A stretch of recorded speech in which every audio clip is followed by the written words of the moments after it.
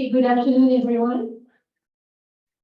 My name is Sophie Mitra. I'm professor of economics at Fordham University. I would like to welcome you to the 2024 Fordham Distinguished Lecture on Disability. So let me start with an access note. There are ASL interpreters for this event. If you are on Zoom, you can pin their video to keep them on the screen. We also have cards. If you are on Zoom, to access the captions, click on captions and then click on show captions. If you have any questions about access during the event, you can message rcd@fordham.edu. So this is Fordham's 8th Distinguished Lecture on Disability. This event is organized jointly by the Research Consortium on Disability and the Disability Studies Program. I would like to thank the Office of Research for their continued support to the Research Consortium on Disability.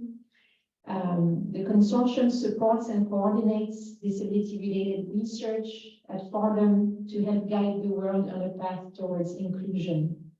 The faculty affiliates of the consortium are social scientists and scholars in the humanities, in social sciences, education, law, social services, and doing research in disability and health-related fields and in disability studies.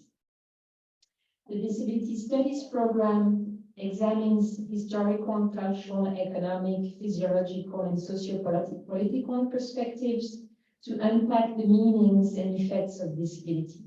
It was launched in spring 2019. The minor offers students an interdisciplinary way to engage with questions around the meanings and experiences of disability through coursework, on-campus events, and participation in the broader disability studies community in New York City. The Disability Studies minor and the Research Consortium both have websites where you can find more information. We put the websites on the chat a bit later. I would also like to thank the co-sponsors for this event today, the Office of the Chief Diversity Officer, the Graduate School of Education, the Graduate School of Social Service, the Communication and Media Studies Department, and the Computer and Information Science Department. Tonight's event will take place in 3 parts. The lecture will be followed by Q&A and then by reception at 6:15. For the Q&A, if you are on Zoom, you can submit your questions in the Q&A box at any time. The Q&A will be moderated by Dr. Ralph Vaca. So Dr. Ralph Vaca is Assistant Professor of Communication and Media Studies here at Fordham. Dr. Vaca studies how information and technology are used and designed by marginalized groups, with a focus on how co-design can support innovation and equity in education and in mental health. More broadly, his research draws together theories and techniques from cultural studies, information science, and learning science to study how media and technology reinforce change and create new cultural practices and norms. Before joining the Fordham faculty, he co-founded a successful technology company focused on the design of mental health simulations. Now let me introduce our distinguished speaker. We are thrilled to have Dr. Amy Hurst present on making accessible.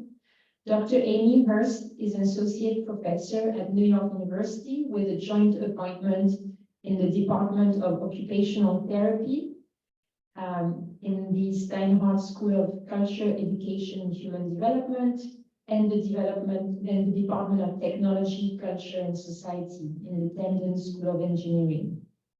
She directs the NYU Ability Project, an interdisciplinary research space dedicated to the intersection between disability and technology. Dr. Hurst is passionate about understanding current social problems and identifying opportunities for technology to empower individuals impacted by those problems.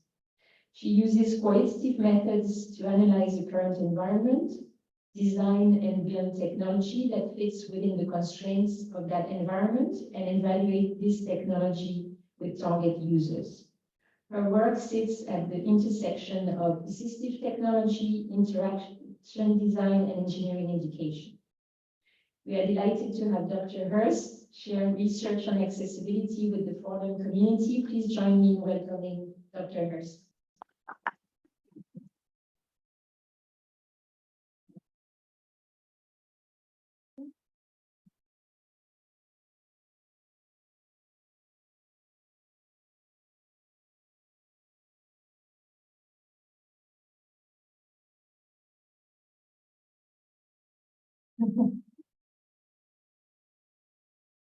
Perfect. Hello, welcome. Thank you for that introduction. I'm super excited to be here. So I'm Amy. I use she, her pronouns. A little bit of a visual description of me. I am a white woman with shoulder-length brown hair. I wear glasses. Today I'm wearing a mask that has kind of like burgundy and gray splotches. I'm not sure how it looks in the video. And it may not look like it, but I am super dressed up for everyone today. I am wearing a button-up shirt, amazing, and a denim jacket and denim jeans, and I'm not wearing duck marins. So for those who know me, I'm not wearing the traditional uniform of a hoodie and duck marins. So it's wonderful to be here, and I'm going to share some of my work on trying to make making accessible. So a little bit about me. This is specifically for folks who don't know me. I'm excited to see familiar faces both in the audience and see some familiar names on Zoom. So a long time ago, in a galaxy far away, I was a computer science undergraduate, and I was learning programming, and I kind of got into this field of human-computer interaction, and I realized pretty quickly what I was really excited about was not just technology, but how people could use technology. And I quickly fell into the world of accessibility, disability, and assistive technology, and the story is I never stopped. All of my formal training is in a field called human-computer interaction. And I've been faculty since then, leading different research labs at University of Maryland, Baltimore County, but more recently, New York University. And I'll be talking through a bunch of research kind of through these different areas under this context of making accessible. So, see, if I can move.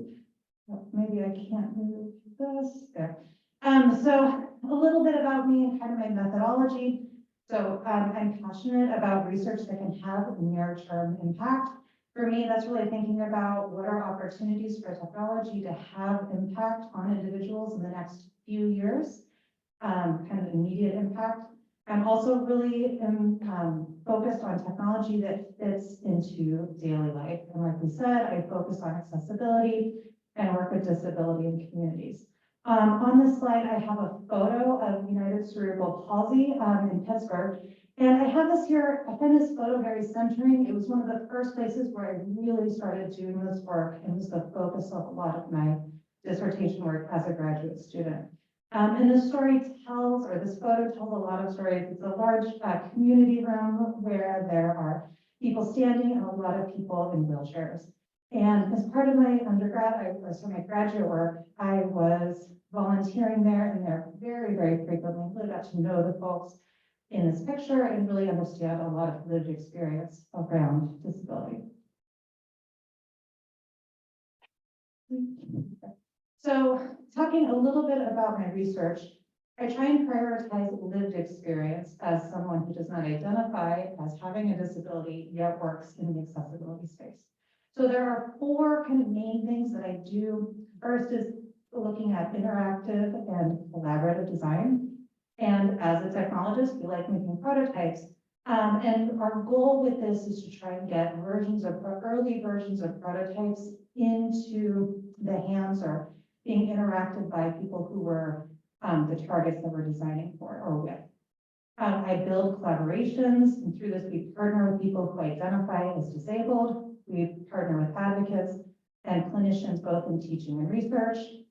I do a lot of longitudinal field work, where again, I think about building relationships over the course of years instead of days or weeks with end users and advocacy groups to really gather a real world and kind of grounded understanding of what technologies are in their lives. If we're giving them prototypes, really understand how they might interact with these prototypes over a long-term scale. Finally, the third thing we do is a lot of community engagement. This ties back to that photo that I showed on the previous slide, where I really myself try and volunteer, or I definitely always have my students volunteering and working with local organizations to understand end user, clinician, and caregiver perspectives and lived experience. So let's get into this talk. I have this provocative title of making, and then in quotes, making accessible. And I've organized this into 3 parts. The bulk will be on the first 2. The first thing I want to do is talk about the potential and the reality of the maker movement, which I'm just putting in quotes as making and accessibility. And then I'll talk about some of the research that I've been doing to address this gap between the potential and the reality of making. I'll talk about integrating 3D printing into clinical practice, building accessible tools, and rethinking who is a maker. And then with time permitting, I'll share some other projects that we do at the Ability Project.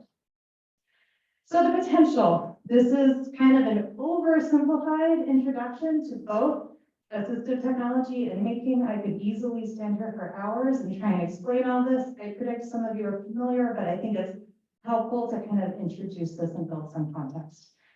Also, for those who are curious, I've written a lot about this in 2 significant papers I've pointed out here. One is Empowering Individuals with Do-It-Yourself Assistive Technology, which was published in 2011.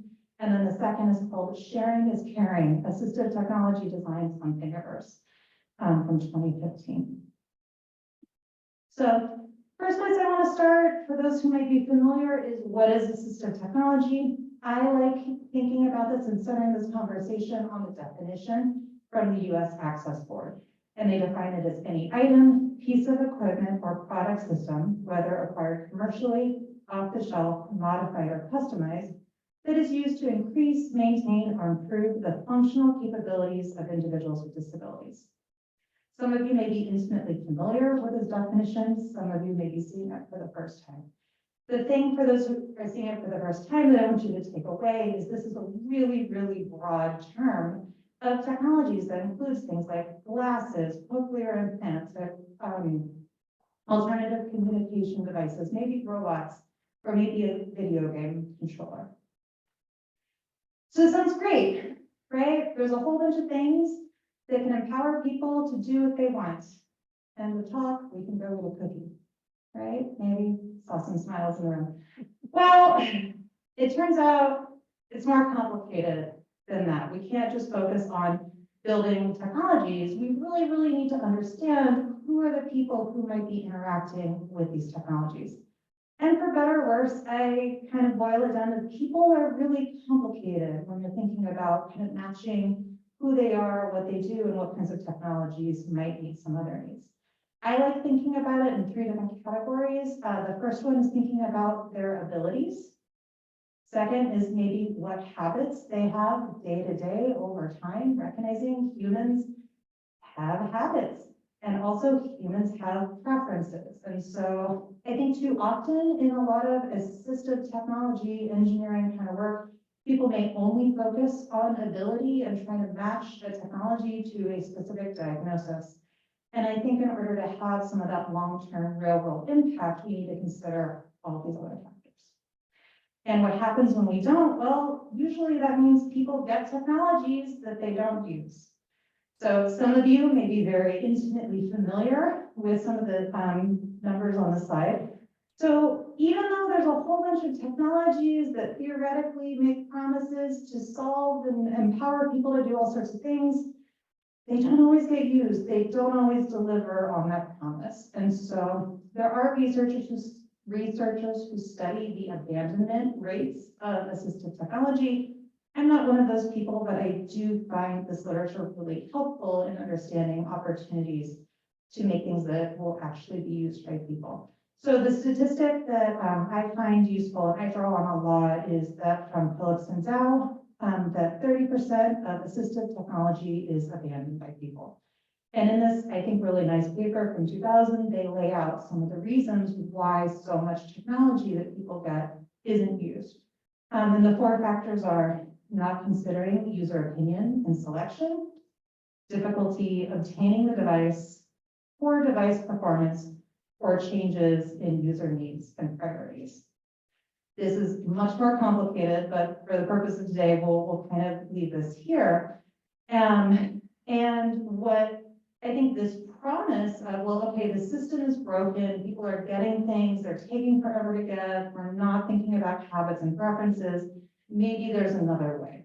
And this is where some of the maker movement stuff comes in, of this idea of like, well, what if you make it yourself, right? What if you weren't reliant on somebody else to prescribe the thing for you, to create that thing? What if you could take a more active role?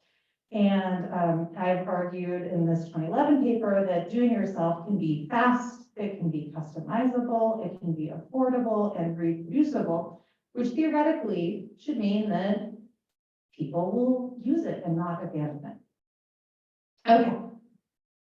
Another big exciting thing that I'm borrowing from the maker movement is that doing it yourself can be empowering. It can be really exciting to solve problems. It can give you a new form of confidence, taking control, or even senses of independence. Some of this you may relate to, for those of you who knit and proudly wear a scarf that you made that may be imperfect, but you really love it. Or cooking things that you could buy, but you really enjoy making those cookies for yourself, or other activities that would be considered do it yourself. The other piece of this puzzle that I think is important, and this came up in an interview that I actually ended up doing at that Center United Cerebral Palsy that I mentioned at the beginning, was a story of someone who talked about their power wheelchair being broken for months. And they said, when it breaks, I stay in bed.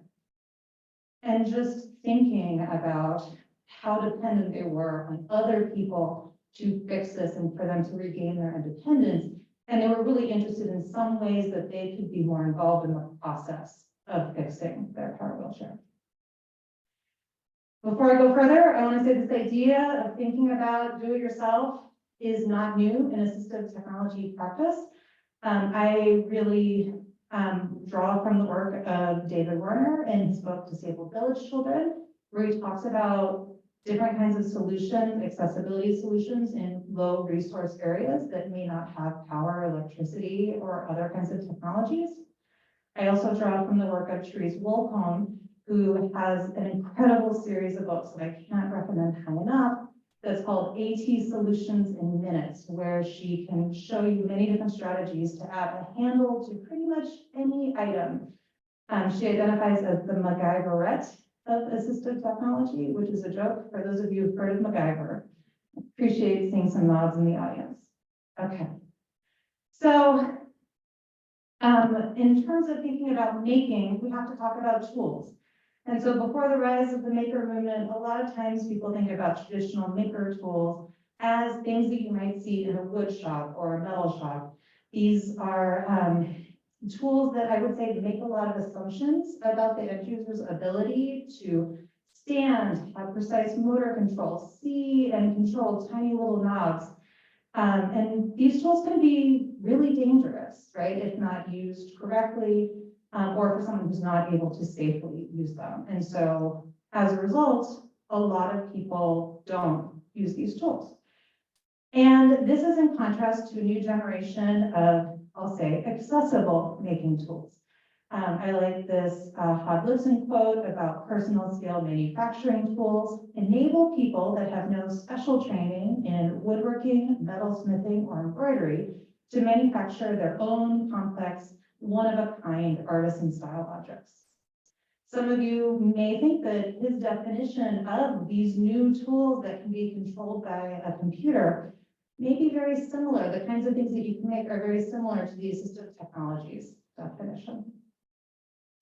I will also say these tools are very accessible in that they're very available. These are tools, like I said, they're computer controlled. So for the most part, if you're able to access a computer or someone else is able to access a computer, you can then send a design file to this machine that's able to build a physical object for you. Again, very different than these traditional hand-based fabrication tools. These tools are now becoming more and more affordable. Like I can buy a 3D printer that'll be here in 2 days or less for under $300. We're probably not that far right now from a whole bunch of 3D printers. There are lots of maker spaces, hacker spaces, and libraries, in universities, community spaces that are available. If none of this is near you or something you want to engage with, there are lots of services where you can send them a file and they will mail you an object. There's also lots of places to get designs. There are free repositories, there are repositories where you can buy a design. There are people who will design a thing for you. And maybe there's some AI tools that can generate a design for you. A great question for Q&A if we really get into it. All right, so that's the potential, right? It all seems amazing. It's the tipping point. We can't wait. It's all going to happen. Well, let's get into some of the realities. So here I'm going to give an overview of a structured survey that we conducted to understand what people are making using some of these tools. And in this work, we looked at a website that's called Thingiverse that was really the main place at the time where people were sharing different design files that they had made. The majority of the files there were 3D printed, but people were also sharing files for other machines.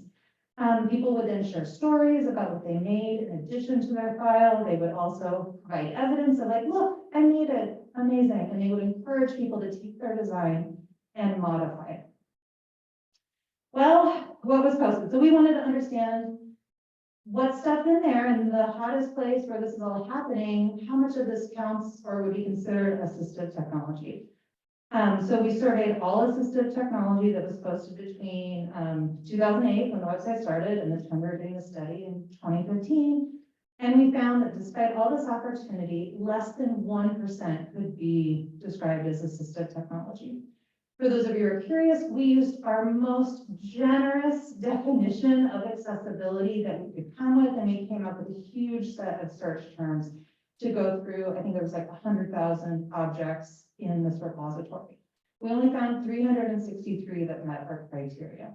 And we were really surprised when we broke down, like, what were those items? They were not the things that we thought were going to be there. I was convinced there was going to be a lot of people who were replicating stuff that was in traditional assistive technology catalogs, kind of the spirit of make it yourself, don't buy it. There were very few of those. The most common thing were medication management tools. And so those are just pill boxes. So there were all different kinds of sizes and shapes of pill boxes that may have actually not been that different from what you could have bought at your local drugstore. So we were really kind of surprised and a little disappointed that we weren't really seeing this revolution happening and this engagement of this kind of content. We looked deeper into what are the things people are engaging with. And this website has a way for people to like things, kind of like, you know, the heart emoji. And they were really into prosthetic hands. This was at the height of Iron Man, 3D printing, prosthetic hands. So those were really popular. People thought those were really cool. Some people, we looked at what were people actually making. Some people were making those hands. The other thing that was really popular, I don't know why, was a fidget spinner ring that had some braille on it. It was really popular. I don't know why. It was really uncomfortable to wear because the braille would pinch your fingers in some sort of unusual ways, but people were making that. And then things that people were remixing, they were modifying other people's designs. We saw, again, things with braille, pillboxes, and then some of these hands. The last thing that we did was we then wanted to talk to the designers who were making these to understand why were they making these. And again, we were surprised that there were not a lot of people who had lived experience with disability involved in the process. There were mostly people who were doing this as part of a class project, a design challenge. Maybe they were making it for somebody they knew who they thought might want it. And so for me, I thought this was really telling of what's really happening, and it hadn't just organically happened, that suddenly with the tools being available, both the software tools and the printers being available, that people would just be making their own accessibility solutions. So this kind of begs the question of like, well, you know, 3D printing and making your own accessibility solutions may be fast, it may be affordable, may be customizable, but is it really empowering? Again, when we were looking at who's doing the work, we did not see, again, people with lived experience doing it. So this then became kind of the next focus of my work of how can we make all of this more accessible to people who would use the assistive technology, clinicians, or experts. So this brings us to section 2. And the first part I want to talk about is integrating this into clinical practice. I will say these sections are told for narrative purposes today, not chronological. So I was thinking this might be a simpler structure. So what we did in this work was we partnered with a local university that had a physical therapy program. I found a really kind PT instructor who was open to collaborating with a bunch of design and engineering students to figure out how to get 3D printing into her curriculum of an intro assistive technology class. So we had different versions of this class. I think we ran it 3 times, sometimes for first-year students and sometimes for second-year students. The first-year students, they designed things for simulated patients, and I'll explain what that is in a second. And then in the second year, they had real people that we're designing for. Also, I want to note, I rarely use the word patients. Those were their words in the clinical world, not my words. Okay, so here's an example of if you're a physical therapy student, you're given an assistive device, you're given a theoretical person, and you're supposed to design a custom thing to meet that person's needs. In these assignments, they use clinical terms to describe the person you're designing for. Luckily for me, who's not a clinician, they told the layman terms that helped me understand the simulated patient's abilities. I will also call out, right, there's nothing about habits or preferences here, it's just abilities, but moving forward. So we gave these students this prompt, and the physical therapy students came up with solutions. On the left, I have line drawings of solutions that students had to attach kind of like this handle on the cane that they could rest their forearm on with a kind of like a joystick at the end they could hold onto. So we see some really better than I can draw architectural drawings on the left, and then on the right we see a clay model that the physical therapy students built to kind of represent their idea. We then, our engineering students took that clay model, we 3D scanned it and 3D printed it. The second time we did this, same prompt, same simulated patient, and we saw a totally different solution that was really focusing on a device that could attach to the cane and then the elbow could go into it. So yet again, we see really, to me, I consider like high-tech drawings that have precise measurements. We see angles, we see a lot of detail about what their idea is. And again, we had them do the thing where they built out of clay, we 3D scanned it and 3D printed it so the students could kind of interact with their design. So that was what we did for the first year students. And then in the second, for the second year students, there was already a community group that came to the class and they were interested in participating and were willing to do this activity where students worked in groups with a real person who had some interest in some device. And they worked with the PT students to design something. We did the same thing of sketches and like prototypes. And then we had a couple of rounds of fabrication where they got to interact with some prototypes. So this was probably the most successful one, to be honest. This was a pen grip for somebody who wanted. So we see an image of someone writing on paper with a pen that has a 3D printed piece that's molded to their unique hand shape.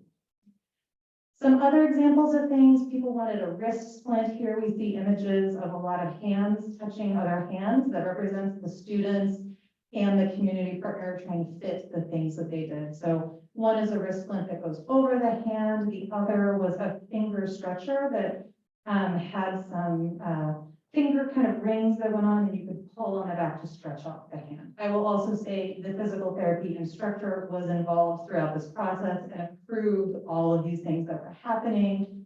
So all of these were deemed safe by her. Okay. So that works reasonably well. I've written a lot about that kind of stuff if you're interested.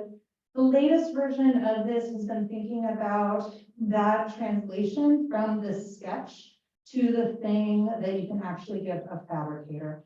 And here we did a project in collaboration with Adaptive Design Association here in New York, where we were trying to build, or we built different prompts that could talk people through the design process, and they could do some live sketching and get an idea across, and then get some really specific dimensions that could then be handed off to fabricators. And this has worked pretty well and worked very well for remote design. I will say this was all work that we did at the height of quarantining, when we were not able to collaboratively build clay models of things. Okay, so the thing that I didn't tell you about was the first time we taught this class with the physical therapy students, we were like, great, you're going to learn 3D modeling. Get out your computers. We're going to teach you about this 3D modeling tool that's being, is a big part of the maker movement. And a lot of people are using it in schools. And here we have a photo of a snowman that looks reasonable from the front. But once you rotate it 90 degrees, you see that no parts of the snowman are actually touching. And this is a story about the difference in experience of designing for 2D, designing on paper, and designing things in 3D.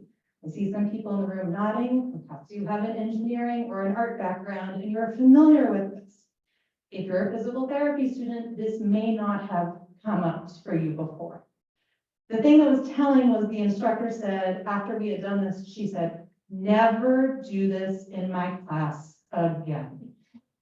And so that is why you'll see we didn't have the clinicians ever touching 3D modeling software. We had them stick with their strengths. They were great at drawing, and they were great at building physical things, and they were great at understanding what people wanted.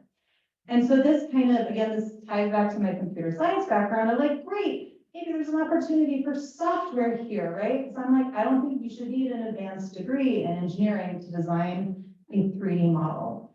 So I have two different projects that I've worked on that have kind of been thinking about alternative ways to create 3D models. The first is a tool, I call this form-based design. This is a tool to create tactile graphics for mathematics. And there's a form where you enter the title, if you wanted to output Braille or alphanumerics, and you can enter an equation. You can type the equation you want, and it'll automatically generate a 3D model from that information that is then ready to be 3D printed. And so on the slide, I have a picture of the form, I have a slide of the 3D model, and then actually printed model that's in 2 colors for high contrast. So this worked pretty well. We were working with a local school for the blind, and it seemed to be going pretty well. We then did a second project where we were working with a school that had some students who iPads just, descended from the heavens. They had so many iPads, nobody knew what to do with them. And there was a student who wanted to use an iPad, but wasn't able to physically hold the stylus. They had tried, and she wasn't able to use her finger either. And they had tried every kind of grip that existed. They exhausted the catalog, and they wanted something new. So this was actually the first time we tried this approach of designing with clay, and we made a bunch of different versions of clay-based grips for the stylus, and designed something, 3D scanned it, and my student proudly went back to the school to deliver this custom assistive technology that we've been working on for literally months. And the therapist said, well, that will never work. The student has a new stylus. We're like, oh no, right? All this effort was lost. And then we realized all we needed to do was we had the 3D model, we had their unique hand shape. We just needed to make a bigger hole. So this is the grip design software, where again, it's form-based design. And so the information you're entering is the stuff clinicians are good at. It's the measurements, it's the angles. It's nothing about the unique hand shape. And so able to combine those things together. And of course, once we solved the iPad stylus, then it was like, oh, well, what about eating aids? There was a long period where we were just talking about a glitter pen that the student really wanted to use in art. And so this worked pretty well for us. Okay, so the last section is thinking about who are the makers. And here I pulled a quote, I believe it's Lacan, that's in the quote they say, popular media depict a narrow range of makers, and that a homogeneous demographic populates many maker spaces, namely white, middle class, and often male. And this section shows some of the work that we've been doing of really challenging and thinking about, well, who is engaged in this process? And what can we do to make this more accessible? I will also call out in this definition, there's nothing listed about ability. And I would say the majority of work that's been written about the maker movement and makers does not include people with lived experience with disability. All right, so part of this motivation is that the number one thing I've seen is that time is the most expensive resource. So in that story about the grip and the stylus, that took us months to do, partly because there was just limited time that the clinicians were working with the student, and quite frankly, they had other priorities and things they needed to do. The other thing is that 3D printers are not perfect. I can't tell you how many times someone's like, I figured out the model, I set it to print, I'm gonna go home and the event's tomorrow.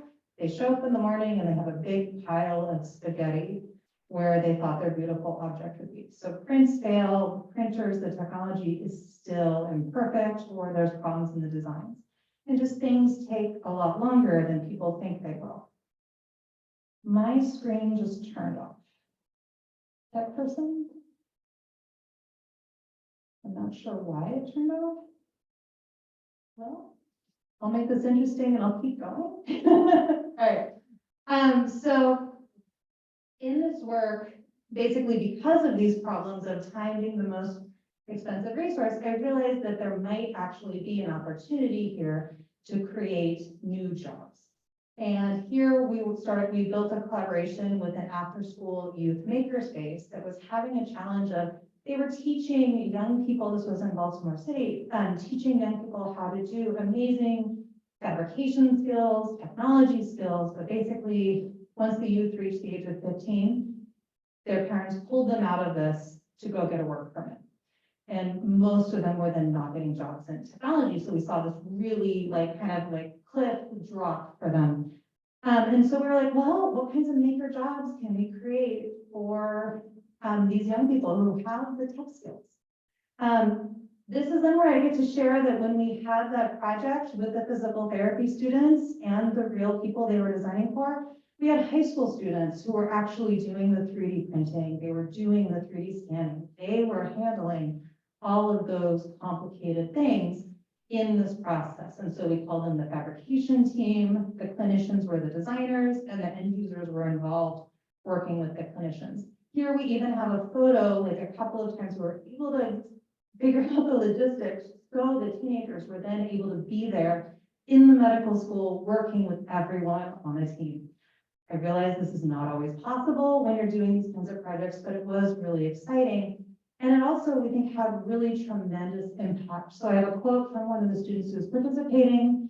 Apologize, I'm trying to read on the screen. So they said, I planned on studying culinary arts in college, but my experiences with the print shop kind of changed my views a little. I'm thinking about going somewhere in the technology field.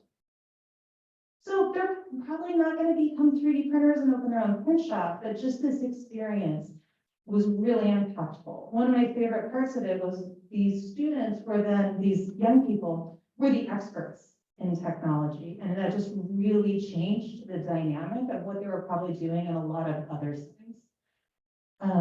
Yeah.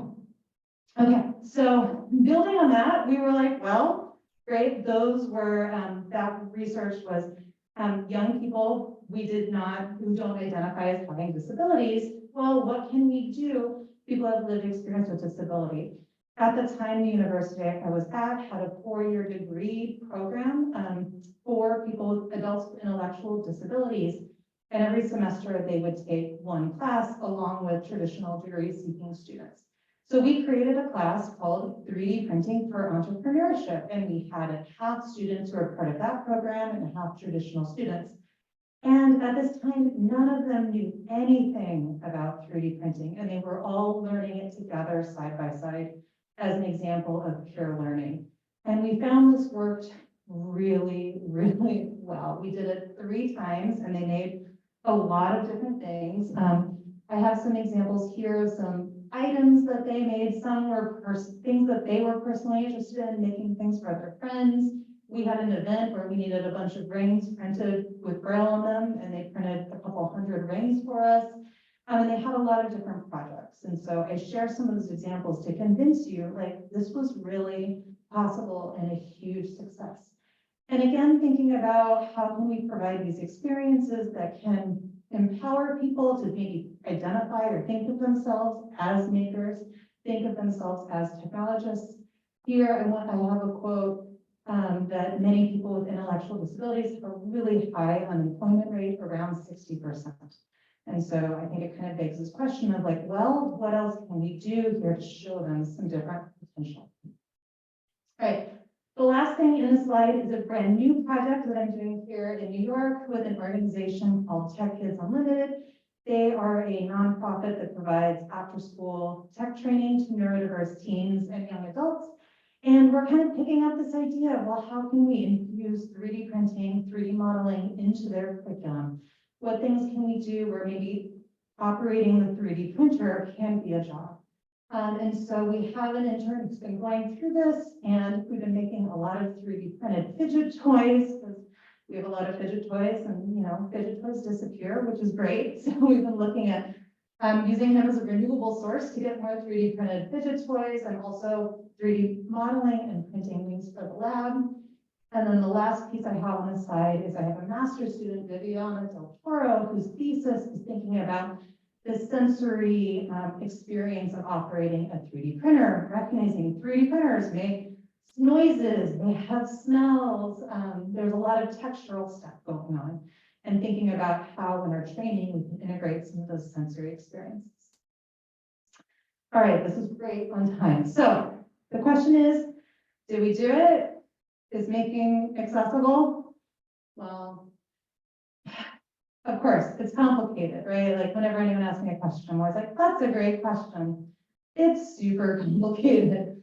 But I do think, like, my work and the work of many other people who I didn't have an opportunity to include in this presentation shows that we are on our way, particularly from where we were starting at kind of the idealistic maker movement. Oh, all the accessibility stuff will solve itself, which was very much the vibe in like 2013. But there's still a lot to do, which is an invitation for everyone who's excited about this to join me, talk to me. There's so many things to do in this area. So the third part of the talk, and where I'm going to probably leave it so we can get into some Q&A, is talking about the Ability Project. So we are an interdisciplinary research space dedicated to the intersection between disability and technology. On the slide, I have a diagram that shows 3 completely different schools at NYU that all participate. We have the Tisch School for the Arts, the Tandon School of Engineering, and the Steiner School of Culture, Education, and Human Development. And we have faculty in all 3 schools who teach interdisciplinary classes together, where we have artists, designers, and clinicians working on accessibility topics, thinking about this kind of stuff. We have graduate courses, we have undergraduate courses, we have classes where students work with a community partner. I call it the learn to design with and not for someone who has lived experience with disability, kind of breaking some of those ideas of designing for people. And we have a class on accessibility in museums that I can talk about. We have a class specifically focused on blindness and low vision. We have undergrad classes in disability studies.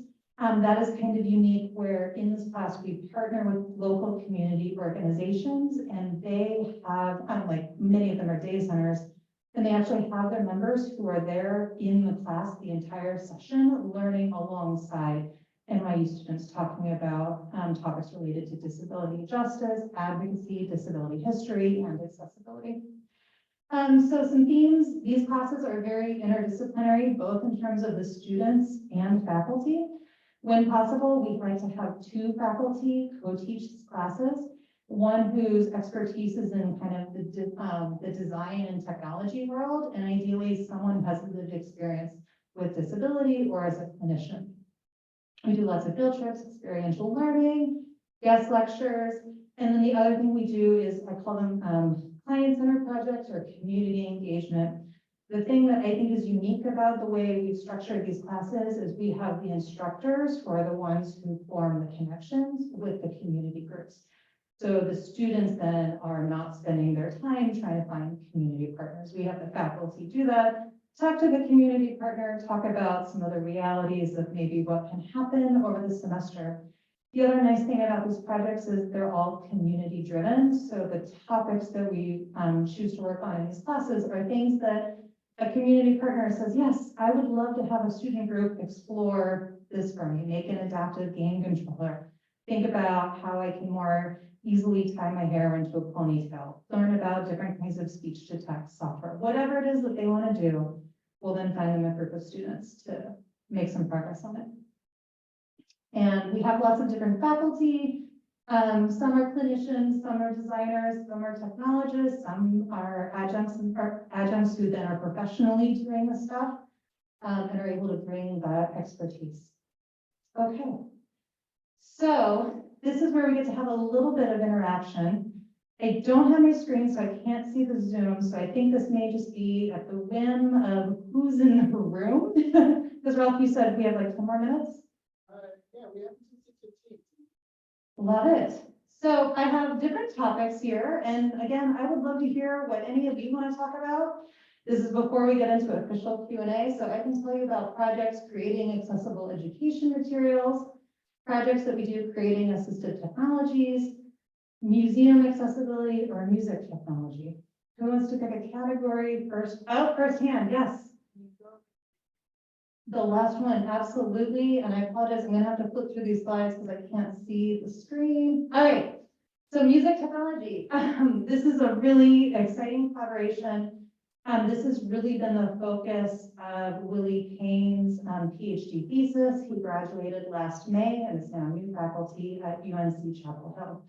So we were collaborating with FMDG School, which is the Philemon D'Agostino Greenberg Music School. They operate out of the 92Y, and they teach music. They do music performance, understanding music theory, music composition, and also lots of different kinds of electronic music to musicians who identify as being blind or low vision. So we've done a lot of different projects with them.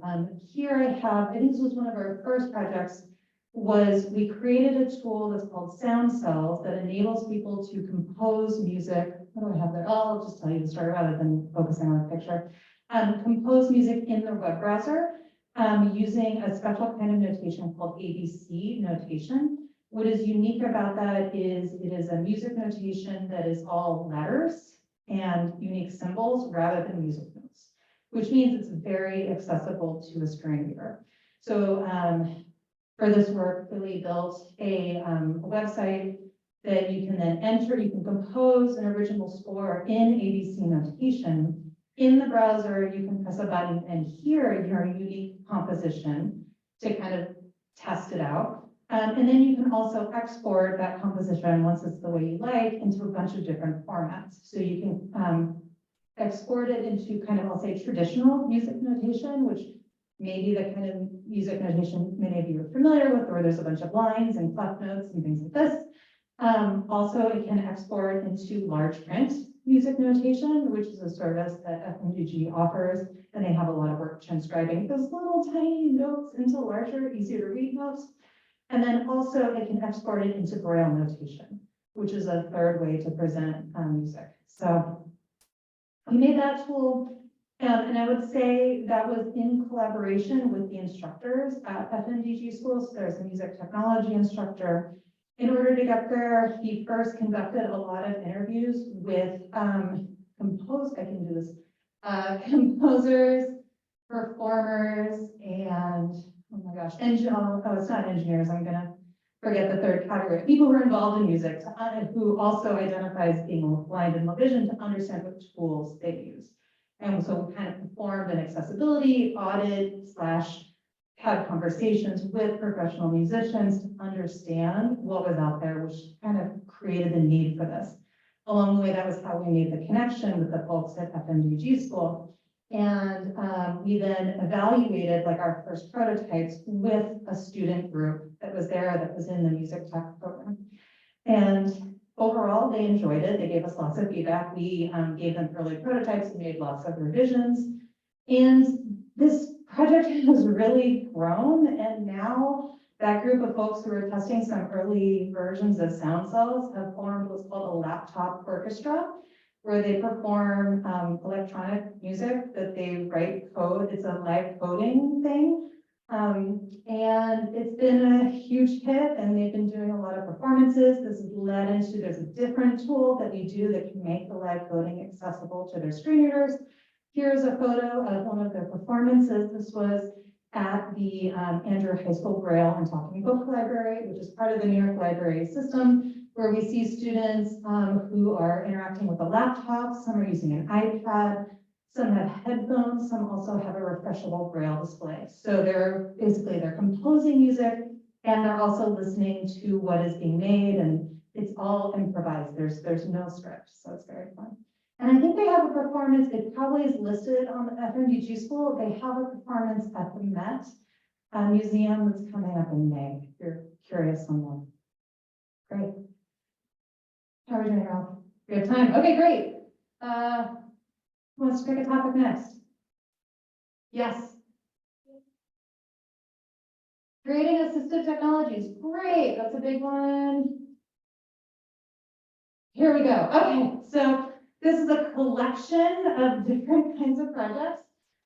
This is one that we did in collaboration with folks at Langone, specifically in Rust Rehabilitation. We work with an amazing occupational therapist there, Holly Cohen, and we have a relationship when she has a patient who has a technology need, but something that she cannot buy. She sometimes pitches ideas to us, and then we'll have a student group try it out and see, I like to joke, we'll see how terrible of an idea this is. So again, it was initiated by her. And so she was working with somebody who wanted to play video games, and he used what's called a sip and puff device, which is a kind of like a switch-based way to access a computer. So imagine accessing a computer, pressing a key on a keyboard. Well, that's like binary input, where pushing the key, lifting the key up. A sip and puff provides that, like binary on off. However, it's all controlled by your breath. So breathing in and breathing out is how you control the computer. So he's a sip and puff user, and he had, I can't remember what it was, there was some game that he wanted to play, and the sip and puff device didn't provide enough control. He wanted more action, more inputs. And so we made this switch box that then a clinician or caregiver or whomever was with him could set up, so you could have multiple sip and puff devices set up. And I think he wanted to have input with 4 simultaneous sip and puff devices. And the students, we worked with her, gave some prototypes, early prototypes that didn't look as pretty. This one is like a really nice pine box that has some plastic acrylic, and then holes drilled into it. There were some less nice versions when we were testing the feasibility of it. And I believe he has it and is happily playing video games with it. So we've got that one. This is an example of a project from the Developing Assistive Technology class. I have a video and realized we didn't check sound, so I'm boldly not going to play it. But if you're curious, I believe you can still go to the website, which is wp.nyu.edu/adaptive-force. This was a project where we had a community member, again, on video games as a theme. He was a member of an organization called Quad Gods, and they were a bunch of folks who are quadriplegic and love video games. And he had purchased a kit for a custom video game controller. So he had all the electronics, but needed a box built to house those electronics. And ideally, the place where all the buttons would be placed on the box would be customized for his needs. This project, I'll say, also happened at the height of quarantine, and so he wasn't able to just go to a local makerspace.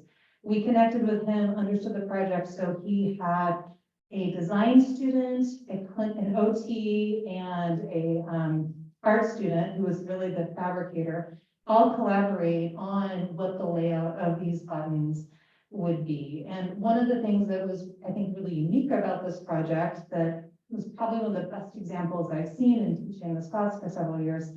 This team did everything together over Zoom. Like in this video, there's like, they captured a student at a drill press, like lowering the handle down, putting holes in the thing, and everybody's on Zoom watching, right?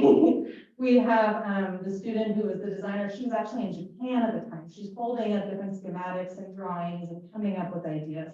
It was super collaborative, and I think it was a really great example of this dream of when you're able to have everyone involved participate in every step. And they were actually able to complete this in the course of the semester and give it to him, and I believe he was able to use it, so that was pretty fun.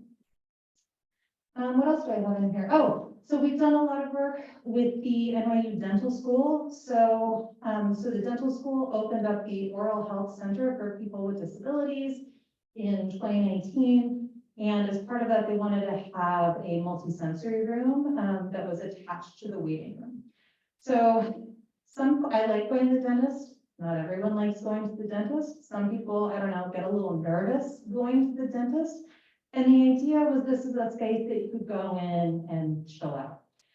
This idea actually came from the director of the center, who's an anesthesiologist, and his goal was not have to use any of the gas or other tools to help people calm down. He shared a lot of stories of patients who would have such extreme anxiety about the idea of going to the dentist, having a stranger put their fingers in the mouth, that he'd actually have to like put them under in order to do a simple dental cleaning. So this was his idea, like, can you make a space where people can relax and it can be calming? And in this space too, they started doing some of the interviews and some of the other things, and then slowly moved people over to the actual exam area. So we built that, and then he served as a mentor for a project thinking about different kinds of toothbrush heads. And so here we have an example of a toothbrush hand that was developed with an art student who was the lead fabricator and an occupational therapist who was really interested in dentistry.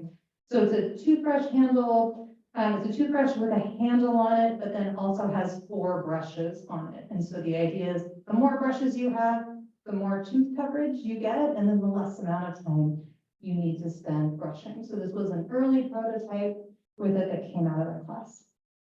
Okay. Let's do Q&A. I love it.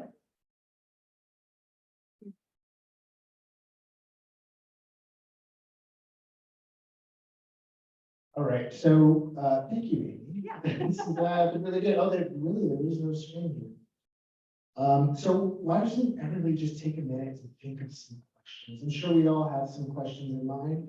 So sometimes we rush with questions and then we don't have time to think. So I see one hand already. So yeah, let's go from there. Yes. Yes.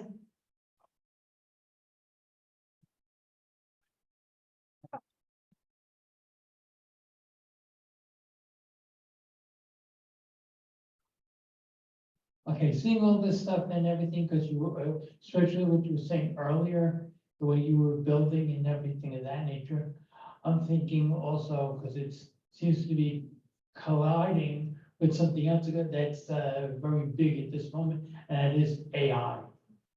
And I want to know, the combination, how you're able to use the two together and stuff of that nature.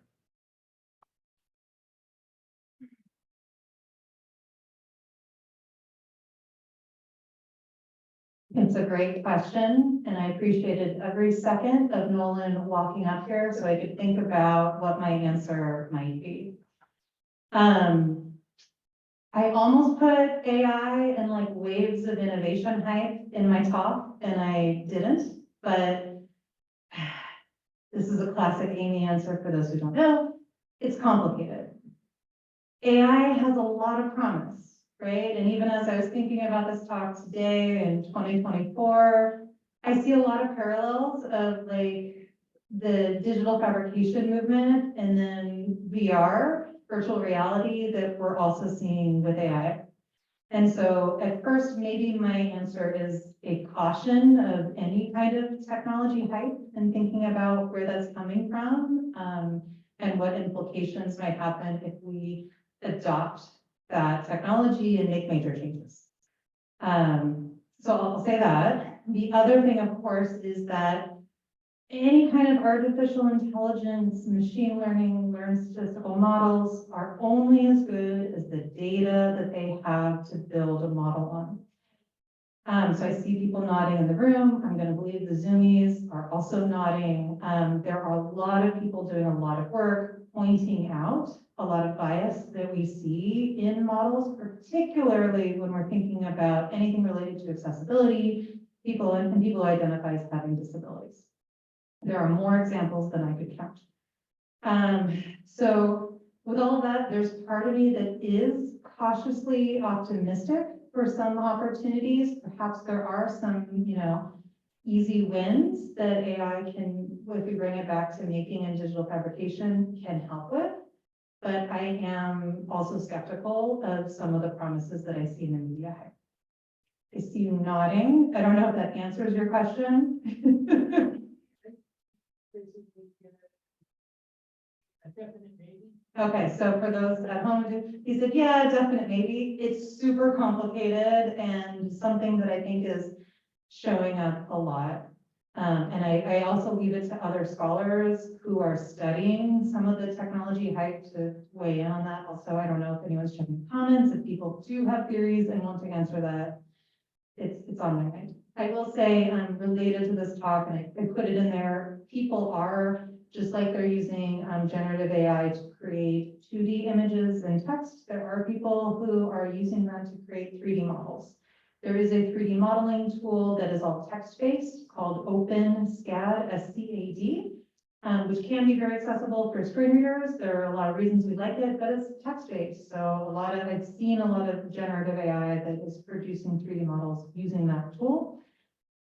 It's complicated. And like how, I think the other piece of it is what level of interaction is the human having, right? I think too often the fantasy or the temptation or the allure of artificial intelligence is that it's just magic and you don't have to supervise it or interact with it. And I think, I'm a big fan of involving people. The buzzwords are human in the loop, supervised learning, right? And so maybe for some of this is the safer way forward and to find those easy wins. There are lots of examples where artificial intelligence is radically changing some of the accessibility conversations and assistive technologies. I will say it's more outside the maker stuff that I'm doing, but it's on everyone's mind. So thank you for that question.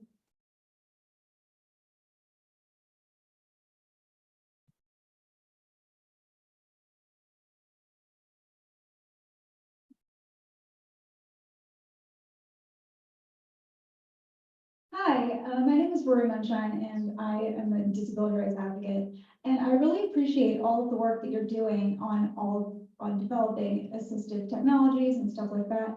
But I want to know how you're incorporating the principles of universal design into your work, because I think that the problem is that it sort of further alienates people with disabilities when they need to have like specific accommodations, and also when they have to request accommodations in their workplace. That could be another way of, excluding them, or the delays could lead to greater exclusion. So I'm wondering, how are you incorporating the principle of universal design to incentivize greater integration of people with disabilities?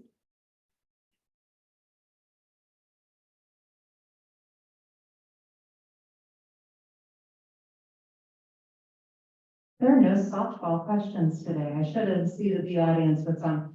This is a great question. So for those who aren't familiar, there are 7 principles of universal design, and a lot of people have written about this and recommend them as tools to think about how to create more inclusive products and technology. So short answer, in my classes, I do teach this. Also, when I'm thinking about any of the informal education work that I do or formal education, I also employ a lot of universal design for learning principles in my classes to try and present information in multiple ways that can then be inclusive of all of the students or all of the learners involved. And I mean, I would love to get into more detail or specifics about which piece of UDL, because I was just like, oh my gosh, I covered so many different projects, but I mean, I think it's maybe best to say it's something that we teach something that we think about. I'm a huge fan too of multisensory design and thinking about presenting information in different modalities. I will say I did a mediocre job today of explaining my images for all of you, and I apologize for that. But yeah, I mean, it's a huge movement. I think it's also interesting, and one thing that I teach kind of in like part 2 of universal design with my students is how do you approach it, or is universal design achievable when you're designing with populations that have conflicting interests or needs? So sometimes this comes up in, I'll start with the easy example. A lot of times people talk about the OXO Good Grips as an example of universally designed kitchen gadgets, right? But those are great for people who may have limited hand dexterity to hold the small metal peeler. But I've also heard people say, those are too heavy for me, they don't work, right? And so it's like an interesting question, and I'm not enough of a universal design expert to know what their answer for that is, right? Like, can one product be universally accessible to everyone? I think is a great topic, and probably something that, again, the Rubies and the Zoomies have really thoughtful answers on. Also, I see it happen a lot when we're thinking about multisensory spaces, where we have folks who are in the space who would like it to be really bright and are concerned about it being understimulating. And then we also have students in the same room, or people who are in, say, a museum, who would like it to be dark and quiet. And some of this I think about with universal design and applying those principles and kind of figuring out how to negotiate that. I hope that also doesn't feel like a cop-out. It's a great question and something we could definitely apply.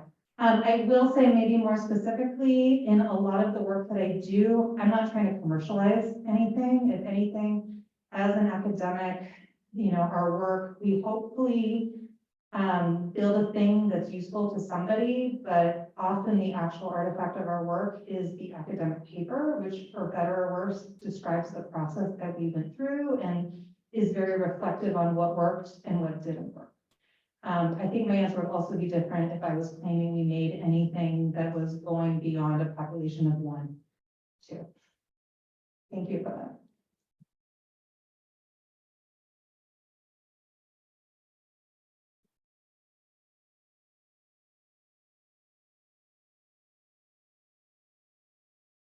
Thanks for this talk. I've really appreciated learning more about the tech side of things, because that's not where I am rooted. But something that really stuck out to me when you're speaking was the notion of affordability, and how 3D printing is not necessarily as expensive as many people think. And that brought me to think about this notion of a crypt tax, like just how expensive it is to be disabled and to need access tools or medical treatments or other things.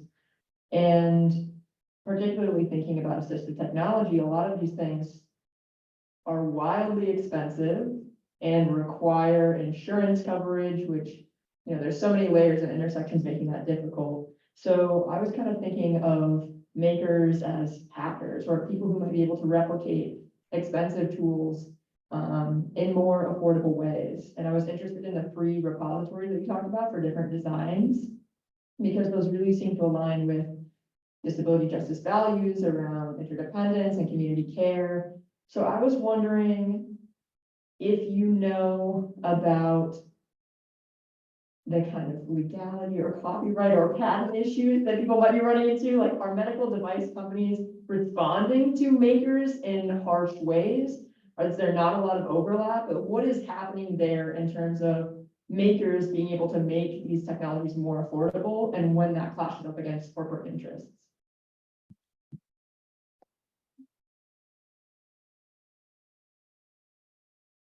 Again, there will be no softball questions today. And Emily, right? We were chatting before. I hope we'll try and answer your question, but it's a great one. And you brought up so many points.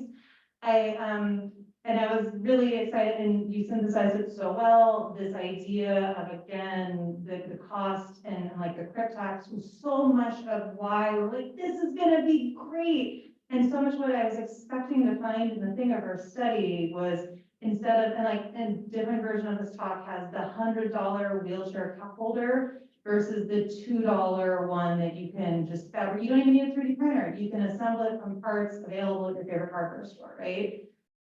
It's a really compelling promise. And again, nothing new in terms of like the history of people coming up with their own solutions for themselves. Part of also the "we will not wait" movement too, of people. Okay, but to get to your question, I have not studied it. I will say the majority of stories that I know of people who get the cease and desist letters for posting things on these repositories often have something to do with a connection to a large media company, perhaps involving superheroes or mice. So hopefully I've threaded the needle for people. I have not heard of stories of people making their own versions of commercially available assistive technologies, posting that and being asked to take it down. I don't know if that's going to change. I have not studied it. I totally plead my ignorance on this topic. I will say, for those who are interested, there are some organizations that specifically focus on creating custom accessibility solutions. They often, again, work with people.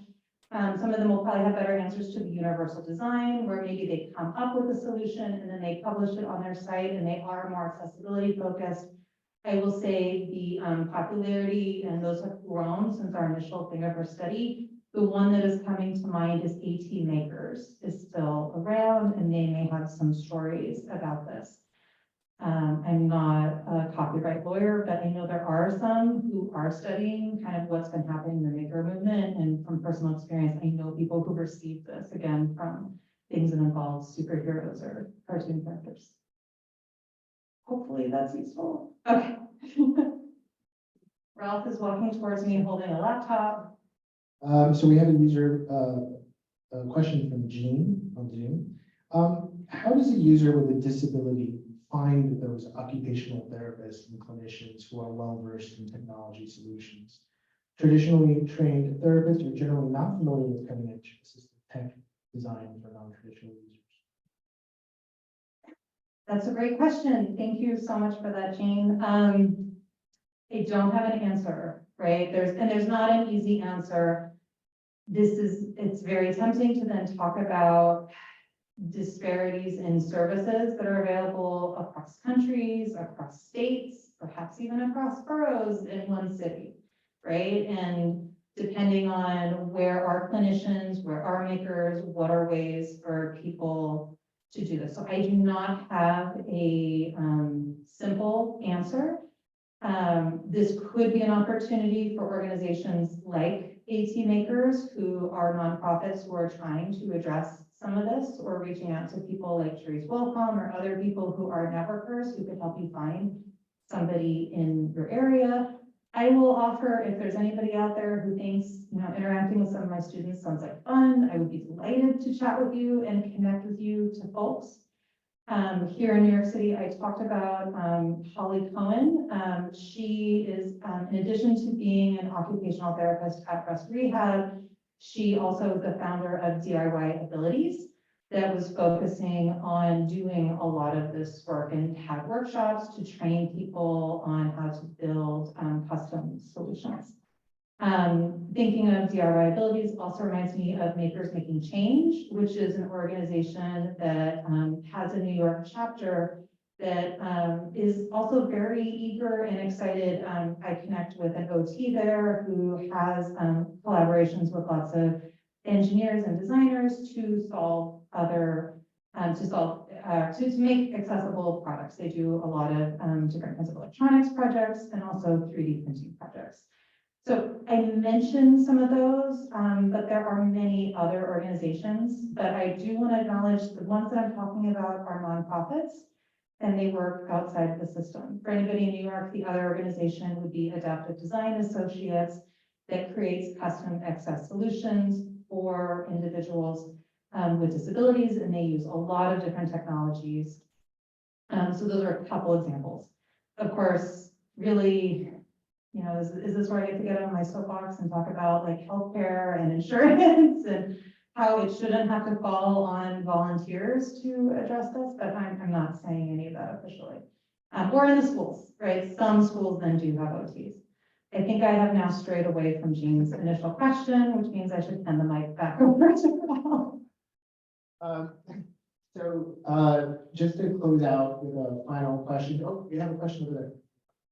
Great. So this will be our last question. I'm gonna give you the softball, and then I'll ask you a real question. So I didn't know you talked about Holly today. I trained for the New York City Marathon with her before I knew what she did for a living, and then she was my occupational therapist. And then I was one of the subjects in her classes a couple of times. So she's great, and yeah. But the question I had is, we talked a lot today about little things, things you make for individuals that they get to keep, something to help them write, open a can, use a computer. I'm a disability rights activist. I'm thinking about voting and the ballot marking device, something that stays in the room that should help everybody. I'm just wondering what your thoughts on a thing like that is. Something, New York City has, 3,000 of them. They're all the same. Yeah. They translate, they read, you can touch, you can sip and puff and all that stuff. Yeah, yeah. And they arrive broken, yes. What's the question?